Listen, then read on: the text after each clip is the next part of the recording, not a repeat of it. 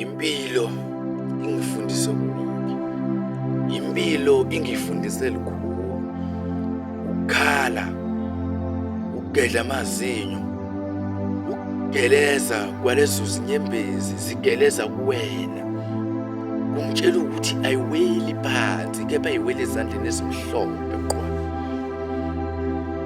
Siseteksini. Ugibele eteksini, layisha iteksi igcwale. Eteksini sisuke sifana sonke. Kuphela into esuke ingafani, indawo esisuke sizokwehla kuzona ayifani. Kungenzeka behle bonke eteksini, ngize ngigcine ngisala ngedwa. Lokho akusho ukuthi ngikhalela ukuthi sebehlile bangishiya ngedwa.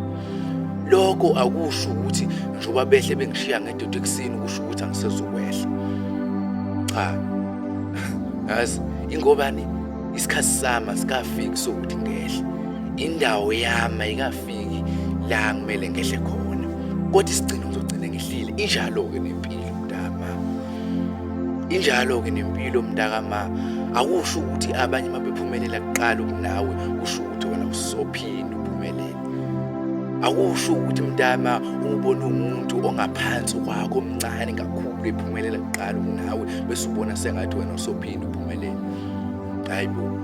Kanjani usazophumelela nawe ngithi ngikutshelile ukuthi eteksini akusho ukuthi njoba ngisele ngedwa ngisophinde ngehle. Isigcino ngizogcina ngehlile, ngizogcina ngisithola ngithi istop sami la ngizokwehla khona. Nawe bekezela mntakama. Ibekezela mntakama, iseze yakhe indawo la uzokwehla khona. Nawe siseze isikhathi sakho sokuthi uphumelele. Isigcino uzogcina uphumelelile khona ukuthi nini, kepha siseza istop sakho.